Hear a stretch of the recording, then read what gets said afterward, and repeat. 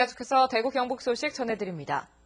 오늘 대구에는 비 소식이 없었지만 경북 북부지방과 동해안 지역에는 문경 0.3mm, 울진 1mm 등 오늘 하루 1mm 안팎의 비가 내렸습니다. 오늘 낮 최고 기온은 대구 18.6도 등 12도에서 18도의 분포를 보였으며 내일 아침 최저 기온은 대구 6도 등 영하 1도에서 영상 6도의 분포를 보이겠습니다.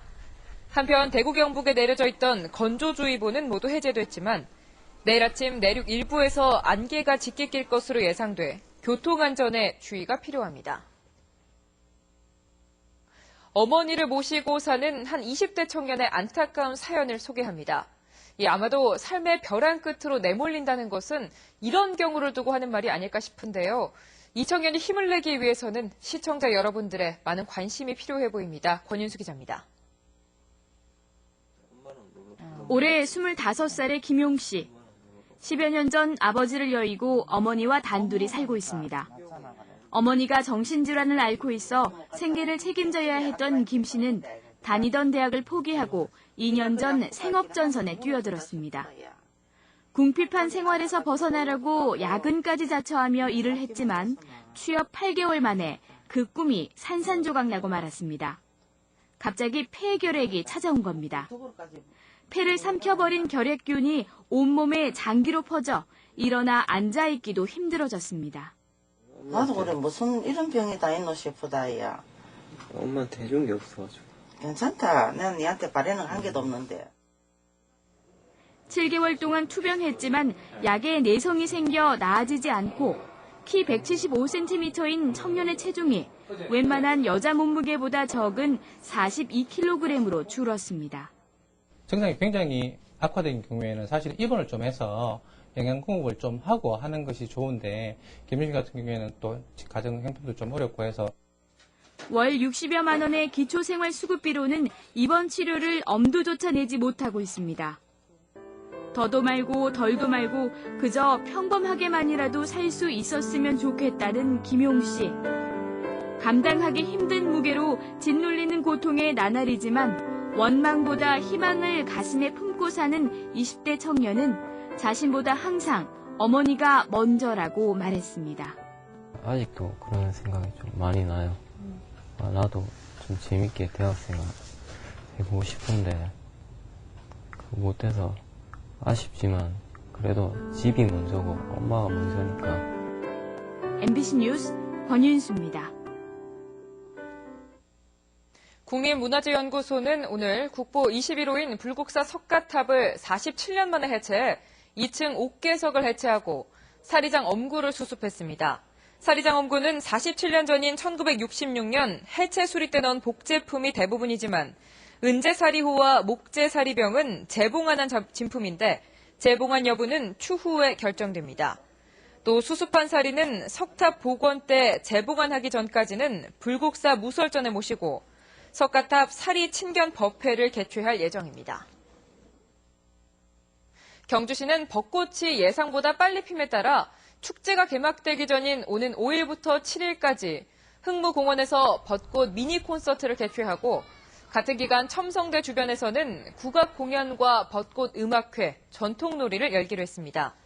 또 6일과 7일 보문 수상 공연장에서는 지역 음악 동호회 노래와 연주 공연을 갖는 등 오는 10일 개막되는 벚꽃 축제에 앞서 각종 축하 행사를 열기로 했습니다. 한국공항공사 대구지부는 중국 텐진공항이 모레 목요일부터 대구에서 텐진 간 항공기 운항을 시작하는데 월요일과 금요일을 제외하고 매일 밤 8시 대구에 도착해 밤 9시 대구를 출발한다고 밝혔습니다.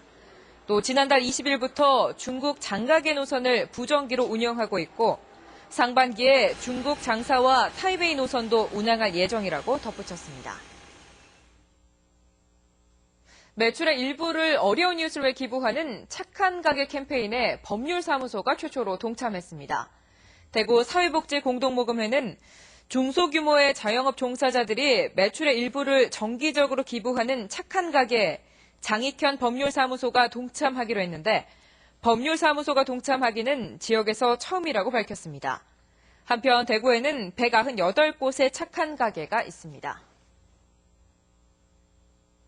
대하와 대원 상호저축은행의 불법 대출을 수사 중인 검찰이 오늘 대하그룹 황인철 부회장을 피의자 신분으로 소환해 조사하고 있습니다. 검찰은 황 씨를 상대로 상호저축은행에서 담보와 신용한도를 초과해 수십억 원을 불법 대출한 점과 나이트클럽에 돈이 흘러간 정황 등에 대해 조사를 벌이는 것으로 알려졌습니다. 대구지방경찰청은 지난달 1일 동구 팔공산로와 수성구 범안로, 달서구 호림로 등 간선도로에서 불법 개조한 차량을 타고 도로교통법을 위반하며 마구 달린 혐의로 24살 김모 씨 등 4명을 입건했습니다. 경찰은 지난달부터 경찰관 12명으로 구성된 폭주카 전담팀을 구성해 단속하고 있는데 간선도로에서 폭주 행위를 한 22명을 추적하고 있습니다. 대구시가 대구 대표 문화 브랜드를 창조사과로 정하고 세부 계획 수립에 나섰습니다. 대구시는 대구 경북 디자인센터와 연구를 통해 대구 핵심 가치를 새롭게 창조하기보다는 보편화된 이미지를 전략적으로 체계화하는 것이 맞다는 판단 아래 이 같은 결론을 내렸다고 밝혔습니다.